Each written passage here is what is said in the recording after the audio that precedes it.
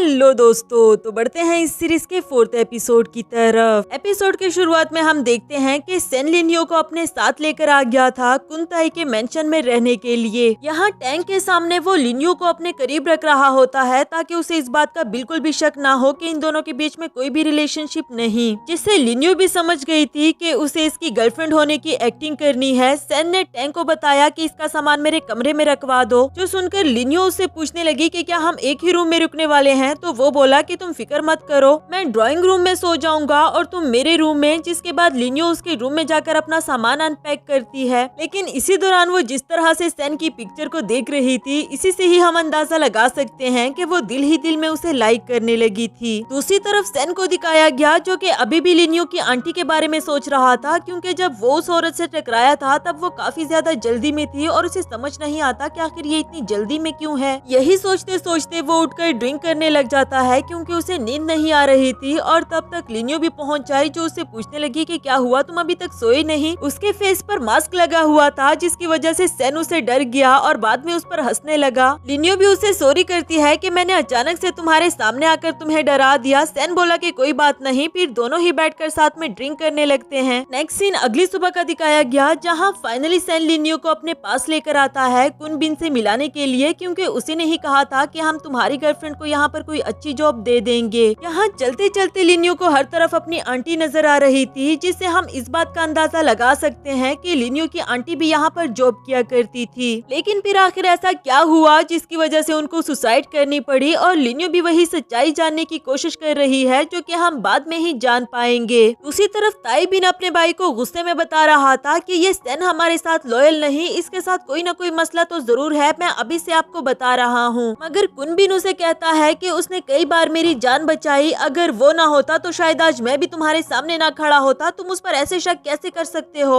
इसके बारे में तो वो ताई बिन को मजीद कुछ भी कहने नहीं देता, जिसके बाद वो कहने लगा कि अच्छा ठीक है, तो इस बार आप मुझे डील करने के लिए अकेले भेज दे, आई स्वेयर कि कोई भी मैस क्रिएट नहीं करूंगा। जिसके लिए कुनबिन ने उसे मना कर दिया कि नहीं, इस बार डील करने के लिए मैं खुद अकेला जाऊंगा। और इस पर इसे भी गुस्सा आ गया कि इसका मतलब तो ये हुआ कि आप मुझ पर ट्रस्ट ही नहीं करते, और फिर इसी गुस्से में वो यहाँ से चला भी जाता है। नेक्स्ट सीन में हमें लिन्यो को दिखाया गया, जो उसी ऊंचाई से नीचे देख रही थी और उसे याद आता है कि मेरी आंटी ने भी यहीं से गिरकर सुसाइड किया था। टाइम पर आकर सेन ने उसे काम डाउन किया, लेकिन तब तक दूसरी तरफ से ताई बिन के पास पहुंच आता है और कहने लगा कि मेरा भाई तुम्हें ढूंढ रहा है और तुम यहाँ अपनी गर्लफ्रेंड के साथ रोमांटिक हो रहे हो। सेन सच में ही लिन्यो को इन बातों में इन्वॉल्व नहीं करना चाहता, इसलिए उसने इसे यहाँ से जाने के लिए कहा कि मैं ताई बिन से कुछ बात करना चाहता हूँ, जबकि वो बोला कि तुम अपनी गर्लफ्रेंड को यहाँ से बेच रहे हो क्योंकि तुम इसे इन्वॉल्व नहीं करना चाहते। इसका मतलब तो ये हुआ कि तुम अभी भी इसे आउटसाइडर समझते हो। फिर लिन्यो से बोला कि चलो मैं ही तुम्हें बता देता हूँ, असल में हम लोग एक डील करने के लिए गए थे जहाँ हमारा बहुत बड़ा नुकसान हो गया और ये सब मुझ पर शक कर रहे हैं कि मैंने ही कुछ किया होगा। तुम तो बहुत होशियार हो ना, क्या तुम उसे ढूंढने में मेरी हेल्प कर सकती हो जिसने ये सब कुछ मैस क्रिएट किया। इस पर लिन्यो ने इसे जवाब दिया कि मेरा IQ लेवल इतना भी हाई नहीं, हाँ लेकिन अगर आप मेरे साथ legend of the 3 kingdom game खेले तो मैं आपके लिए ट्रिएटर को पकड़ सकती हूँ। जो कहने के बाद वो यहाँ से चली गई। ताई उस पर हंसने लगता है और सेन भी इसके साथ ही हंसने लगा। नेक्स्ट सीन कुछ देर बाद का दिखाया गया, जहाँ लिन्यो को सेन की वीडियो कॉल आई। वो इसे एक एड्रेस बता रहा था कि तुम्हें यहाँ पर जाकर एक पार्सल रिसीव करना होगा, लेकिन इसके बारे में तुम किसी को भी मत बताना और साथ ही अपना फोन भी स्विच ऑफ कर दो। उसे कुछ समझ तो नहीं आ रहा था कि सेन मुझे ऐसा करने के लिए क्यों कह रहा है, लेकिन फिर वो सोचती है कि अगर वो कह ही रहा है तो यकीनन कोई ना कोई तो वजह होगी, इसलिए जैसा जैसा सेन ने कहा वो बिल्कुल वैसा वैसा करने लग जाती है। जब वो टैक्सी पकड़कर जा ही रही थी तभी सेन ने भी उसे देख लिया था और उसका पीछा करने लगा, साथ ही उसे कॉल भी कर रहा होता है पर उसका फोन बंद जा रहा था। इससे उसको समझ नहीं आता कि आखिर ये कहाँ पर जा रही है। पर आखिरकार जब वो टैक्सी से नीचे उतरी तब तक सेन भी उसके पीछे पहुंच आया था और उसे आवाज देकर रोक लिया। पूछने लगा कि तुम यहाँ पर क्या कर रही हो। वो बोली कि तुमने ही तो मुझे यहाँ पर आने के लिए कहा था। सेन बोला कि क्या मैंने ही तुम्हें फोन स्विच ऑफ करने के लिए भी कहा था। तो ये बोली कि हाँ बिल्कुल। जो सुनकर सेन समझ गया था, वो गुस्से में कहने लगा कि ये ताई बिन बाज नहीं आ रहा, इस बार तो इसने हद कर दी है, मैं इसे छोड़ूंगा नहीं। नेक्स्ट सीन में वो लिन्यो को वापस से मेंशन में ले आया था, लेकिन अभी भी काफी ज्यादा गुस्से में होता है। उसे नीचे उतरकर रूम में जाने के लिए कहा और बताया कि तुम अपने लिए मेडिसिन ले लेना, मैं ताई बिन से मिलने के लिए जा रहा रहा हूँ। ये सुनकर लिनियो को उसकी फिक्र होने लगी। वो इसे रोकना चाहती थी, लेकिन सेन बोला कि मैं किसी को भी तुम्हें नुकसान पहुँचाने नहीं दूंगा, तुम फिक्र मत करो और आराम से अपने रूम में जाओ। जो कहने के बाद वो लिनियो को यहाँ पर छोड़कर चला जाता है, पर इसे अभी भी उसकी फिक्र हो रही थी क्योंकि वो जानती थी कि ये ताई के साथ जाकर लड़ाई करेगा। नेक्स्ट सीन में सेन ताई बिन के पास पहुँच जाता है। गुस्से में उसके पास आकर पूछने लगा कि आखिर तुम करना क्या चाहते हो? एआई का यूज करके तुम लिनियो से क्या काम करवाना चाहते थे? उसके फेस पर इतना गुस्सा देखकर ताई बिन कहने लगा कि अरे तुम इतना गुस्सा क्यों हो रहे हो, मैं तो बस उसके साथ एक छोटा सा मजाक कर रहा था। जबकि सेन ने उसके मुंह पर मुक्का दे मारा कि ये तुम मजाक कर रहे थे, मैं दोबारा से तुम्हें वार्न कर रहा हूँ कि लिनियो से दूर रहना।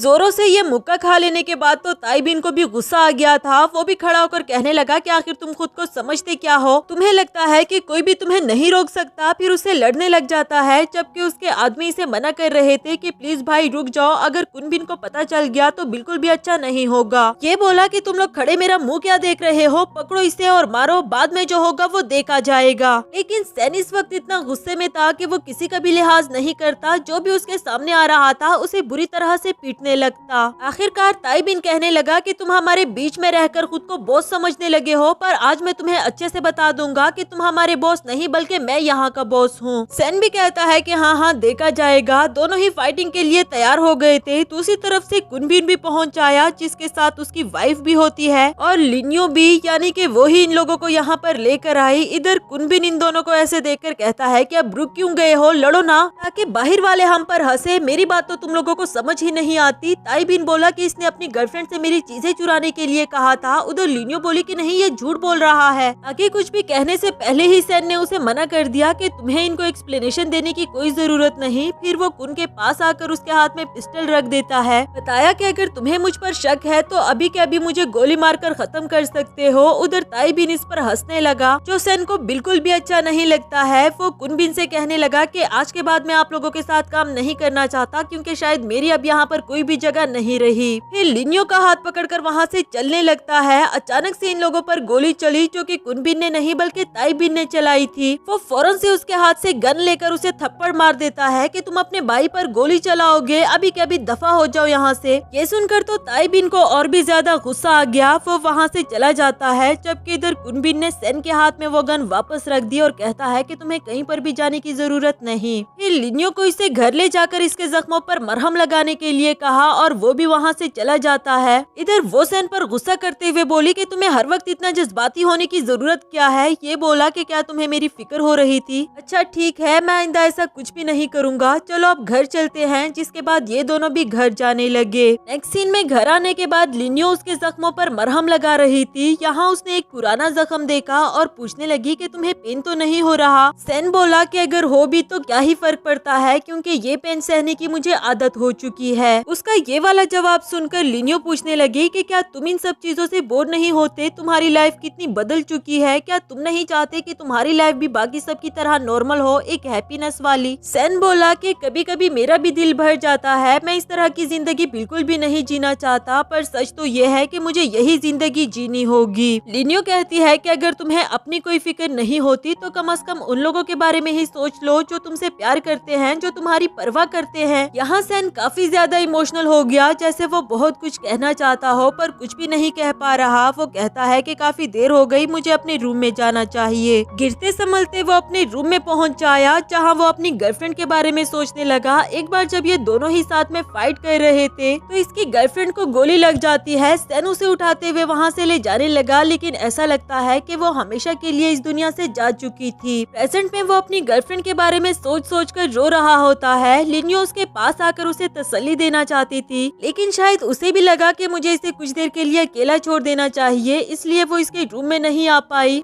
इसे एक बात का अंदाजा तो लगाया जा सकता है कि सेन यहाँ पर कुंताई ग्रुप से अपनी गर्लफ्रेंड का बदला लेने के लिए ही आया है। इसी के साथ हमारा ये वाला एपिसोड भी खत्म हुआ।